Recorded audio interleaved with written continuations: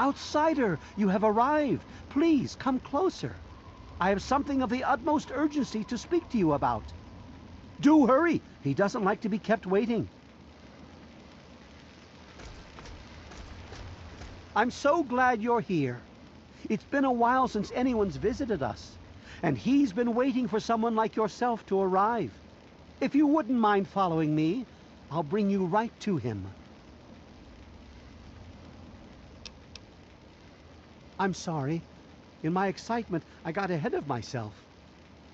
I'm Tree Father Birch, and I have the great fortune of being leader of his people, the Tree Minders. Beyond that gate is our home, Oasis.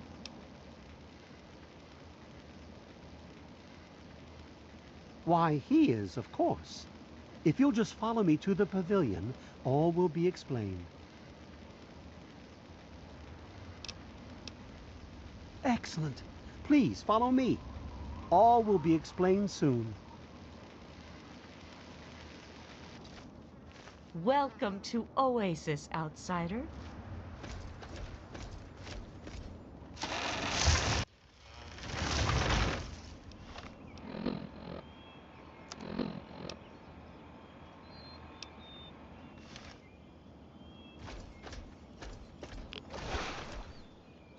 You are welcome to Oasis, outsider. We hope you'll find peace among us.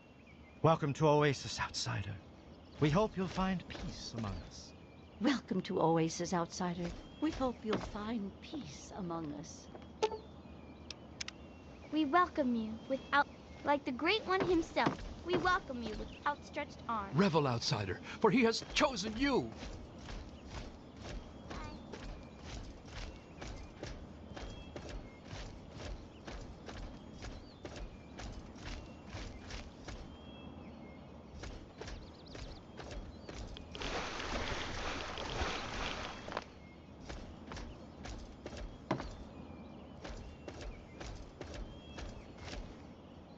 We will speak once we've arrived in the pavilion. Not to worry. All will be explained. Hello?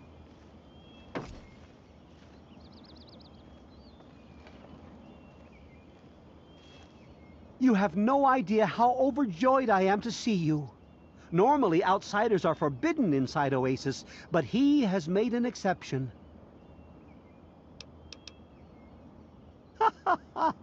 We no longer use devices like that. We cast our technology away many years ago. Everything you see around you, from the tallest tree to the smallest blade of grass, is a gift from him. He is the one who grows. He is the one who gives, and he is the one who guides. No one speaks his name out of reverence for his majesty. Thanks to him, the Tree Minders have a home. I understand your hesitation, but I can assure you that no harm will befall you. We care for this place and keep it safe from those who would seek to exploit it. He gives to us, so we give back to him. It's an arrangement that's worked well for almost 2 decades. We shun technology and embrace nature. That's the life of a tree minder. The wasteland is a hostile place, and sometimes we're forced to defend ourselves against it. If that means fighting with manufactured weapons, then so be it. Had he not asked to see you, you never would have gotten this close to the gates. Yes, indeed it does. Sorry, I don't speak to outsiders very often, and I tend to get lost in conversation. As you approached Oasis, he said you were coming, and I was sent out to meet you personally with a request. He wishes to meet with you. You'd be the first outsider to do so in a very long time. Yes, person. To meet him, you must undergo the ceremony of purification. Once that's complete, you'll be able to speak to him. Whenever you're ready, we may begin. It's simple, really. You drink the sap from the basin here in the pavilion. The sap will purify your mind and body of anything harmful that could possibly hurt him. I assure you, nothing harmful will happen to you.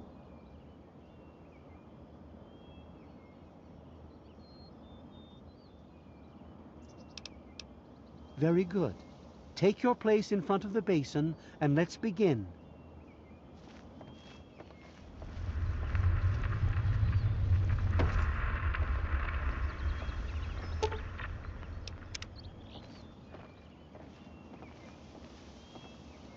As soon as the rest of the tree minders are in place, we'll begin.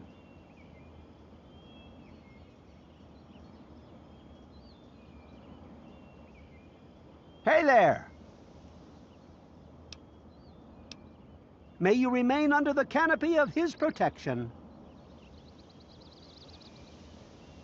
Please, drink the sap from the basin.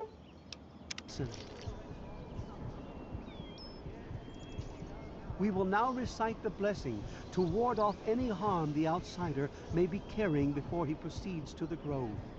I bid you depart, agents of destruction, through the power of his divine will. Leave our homes and bodies immediately.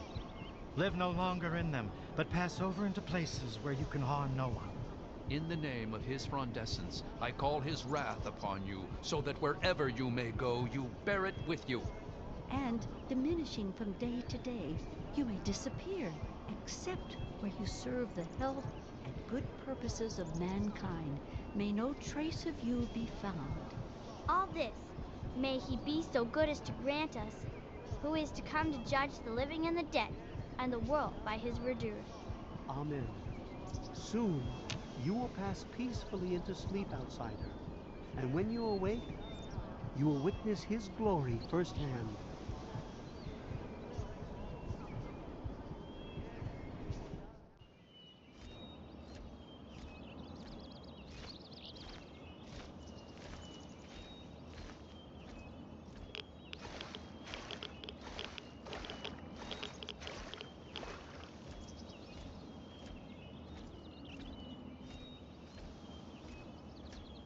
Stand where I can see you.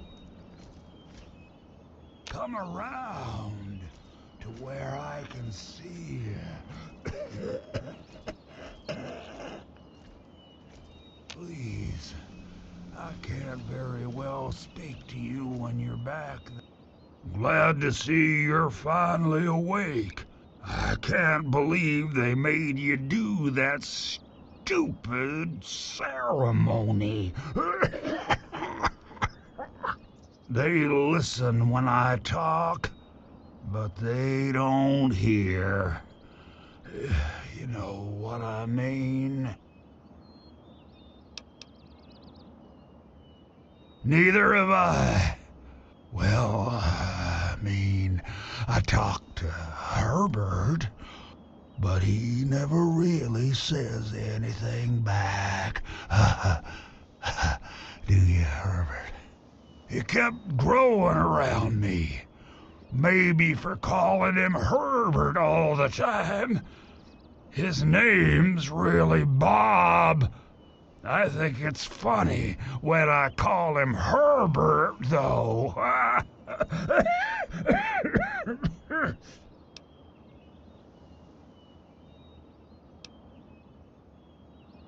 Well, I suppose you could look at it that way. See, Bob used to ride around on top of my head, sunk his roots right in there, you know. Well, eventually, he got bigger than me, and then I pretty much ended up inside. It was a long time ago. I tend to lose track. I was exploring some sort of a military base with some other people. I think it was called Mariposa. Mariposa. We were pretty deep inside and we found some weird vats of this nasty green goo. Right when we were about to leave, I think we were attacked. Yeah. Last thing I remember before blacking out was something knocking my friend into the stuff.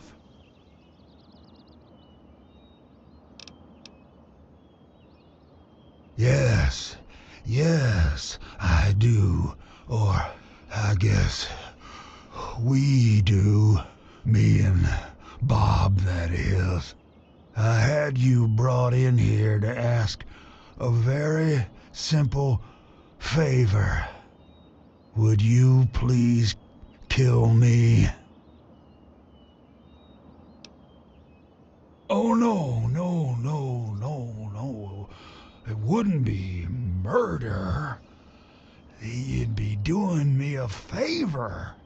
You see, I've been stuck here for over 2 decades now, rooted right into the ground. The only friends I've got are Bob and those weirdos out there who think I'm a god. Oh, no, don't worry about them. When you decide to go down there, I'll have a little chat with Birch and the rest of the gang. They usually don't understand a word I say, but I'll make 'em come around. Now, how exactly am I supposed to do that? I can barely move anymore. Thanks to Bob, I'm obviously not going to be doing anything for a very long time. How to put this? I've been feeling rather spread out lately. I think Bob's kinda shoved my insides around some. It's hard to tell where everything is, but it's always that way with one's insides, isn't it? Anyway, I believe Bob's carried some of my organs into his root system. I want you to go underground and destroy my heart.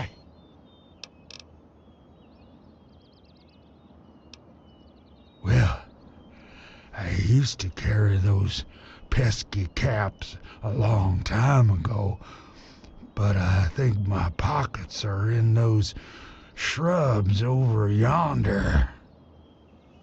I'm pretty sure the caves below me are full of all kinds of nifty gizmos you could take on your way to my heart. Help yourself. You will?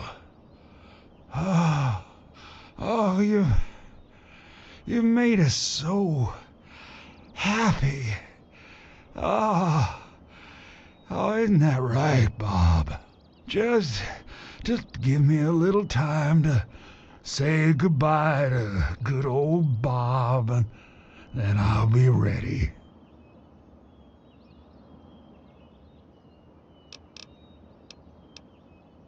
No. Herbert is the tree. Bob is his real name, but I call him Herbert because I think it's pretty funny. But I'm still in here too. What's left of me? The name's Harold. There.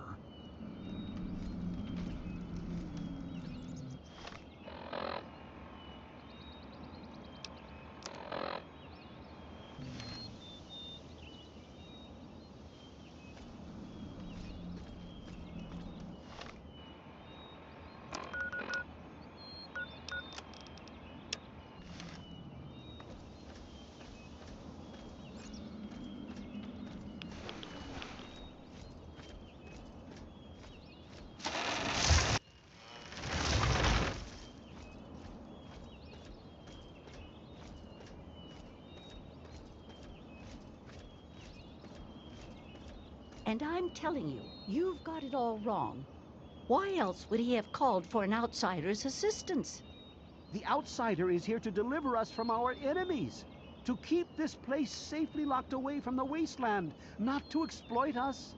How can we preach about peace when all you want to do is keep his gift all to ourselves? That's not what he would want. If we allow the spread of this miracle to continue, we're putting him in jeopardy. I can't allow that. I won't allow it. Once again, my husband, we are at an impasse. I suggest we speak to the outsider. Agreed. Why else would the outsider have been allowed into the grove? Perhaps it's a test. Yes, that must be it.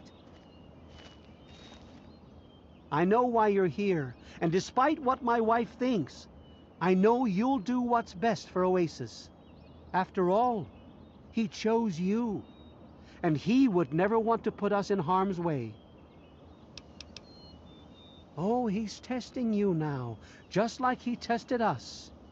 He wants to see if your faith is strong by spinning these incredible stories.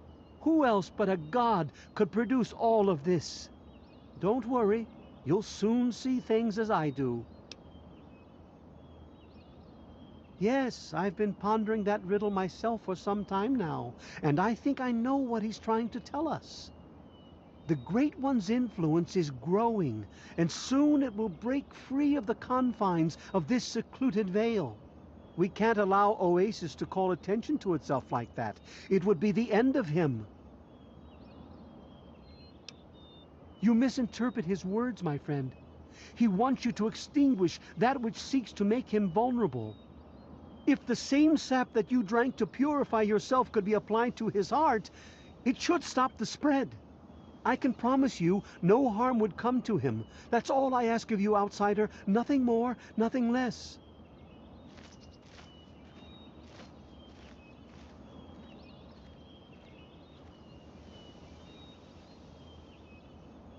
I love Birch, but sometimes I think he doesn't see the big picture. The spreading of his influence is not a curse. It's a great miracle, a benefit meant for the entire wasteland. Of course we do. He yearns to share his miracles with the whole world, to give the gift of life back to the dead wasteland. It's upsetting him to no end, but Birch can't see the pain it's causing. But now that you're here, I have a feeling the winds are about to change. I heard what my husband wanted you to do. What I propose is an alternative. The same person that created the sap also created this liniment. If you can reach his heart, it will assist in making his influence increase. Instead of centuries, the wasteland will become green in mere decades. Just imagine how glorious that would be.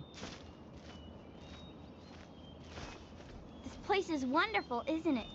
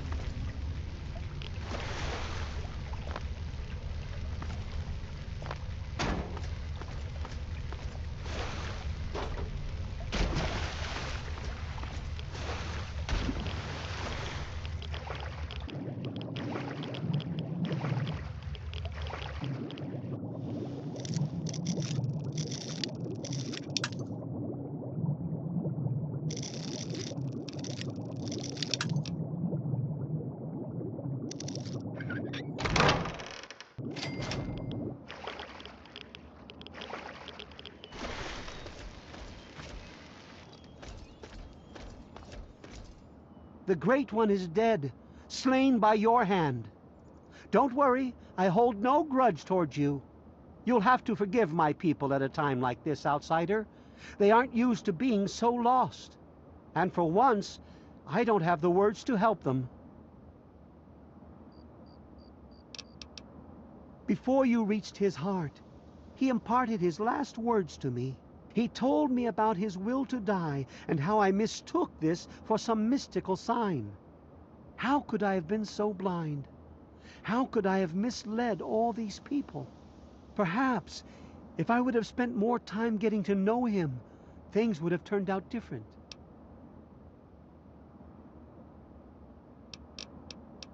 Even though the Great One has left us, our memories of him will never die. With Bloomseer Poplar's help, I'm confident we can keep Oasis alive and carry on as tree-minders. Go now, outsider. Go, but never forget the gifts the Great One bestowed upon us.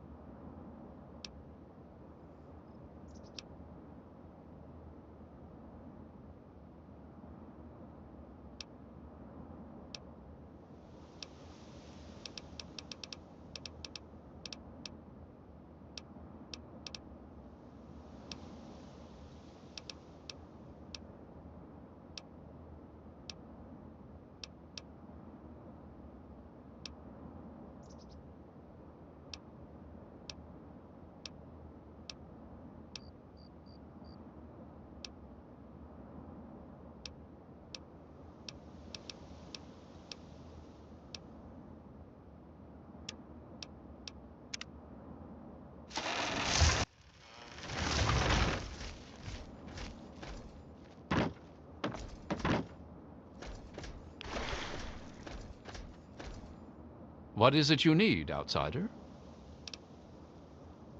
May the sap of his wisdom sustain you.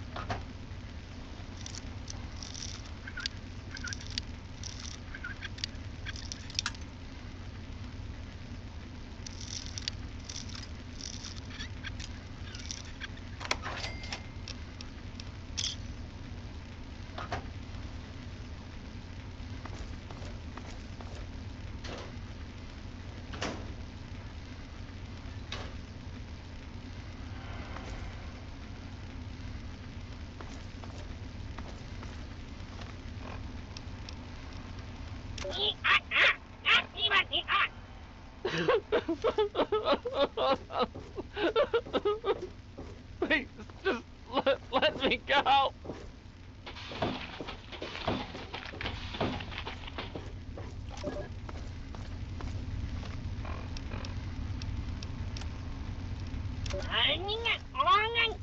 I can't feel my legs.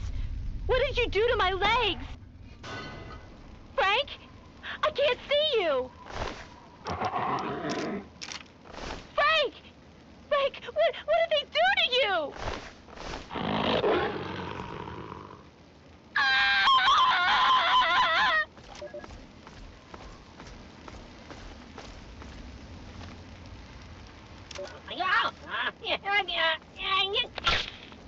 Man, what did you... Why can't I feel my arms? Wait, are those my arms? What did you do? Oh God, put them back! Put them back on!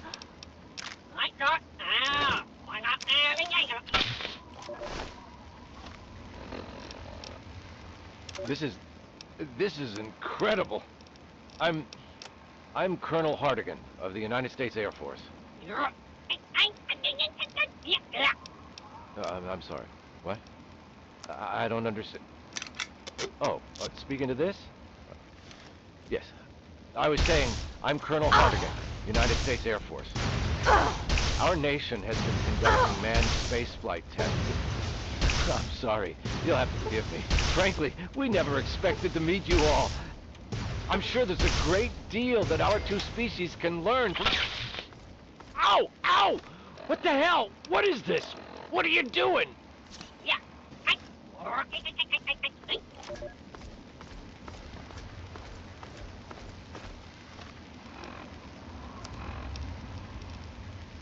Oh shit, oh shit, oh shit, shit. Ah! Just let me go, okay? This is crazy. This is like batshit unbelievable crazy. I didn't do anything! I don't know what you want with me. Is this because of Anchorage? I swear, I didn't even want to be there, man. You gotta believe me. I didn't even want to be out in the field. I was hoping for a job in Washington, you know? What? What do you want? I don't understand. Why is this happening to me?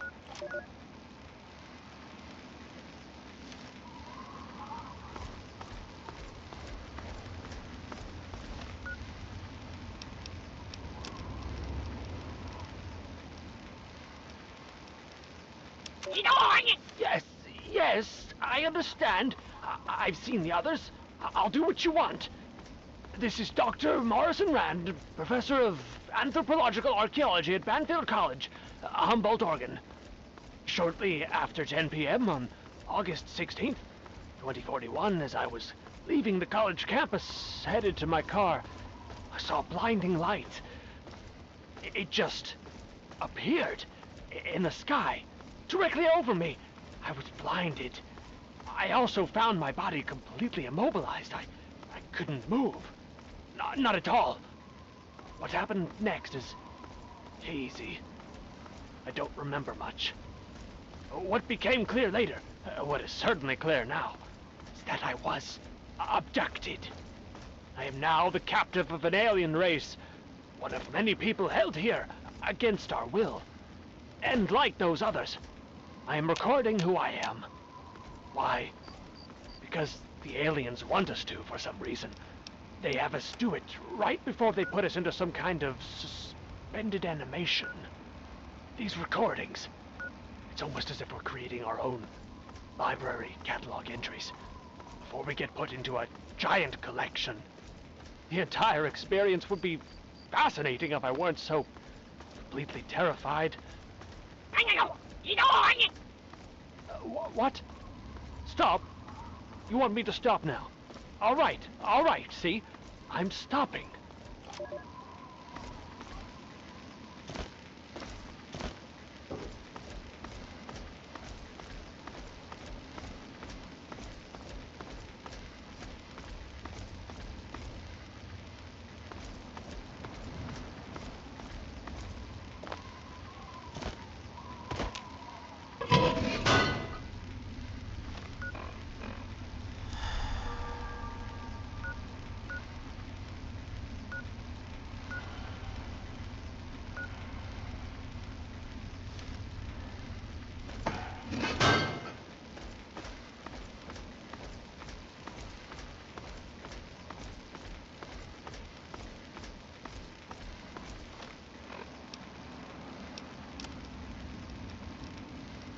What?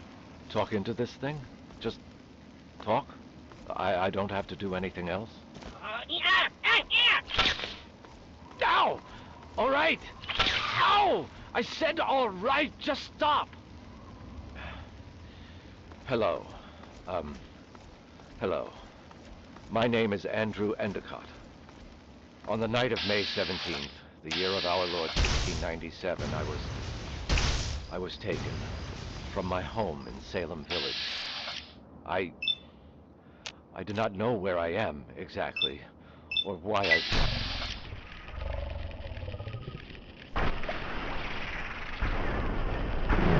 Seen through windows, stars and sun and beloved Earth, down there below me.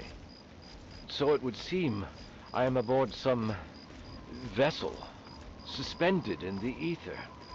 Ironically, it would seem so close to where I thought heaven must surely lie. But this is not heaven, and my captors are not angels.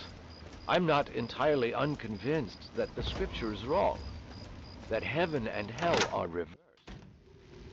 For my captives are devils, demons from my nightmares. Even now, they watch me, make me talk. They seem to want me to tell my story. I know not why. A record of their deeds, perhaps? Or am I just a pawn in some evil game? And there are others, other captives, I mean. From whence they came, I cannot say. Some wear strange dress, as if they're from a different time. And some are frozen, as in ice, unmoving, but I think alive. I believe they plan the same fate for me. Will I be frozen too? Will I... Ow! Stop it! I did what you said! You wanted me to talk, so I talked. Just leave me. Leave me be.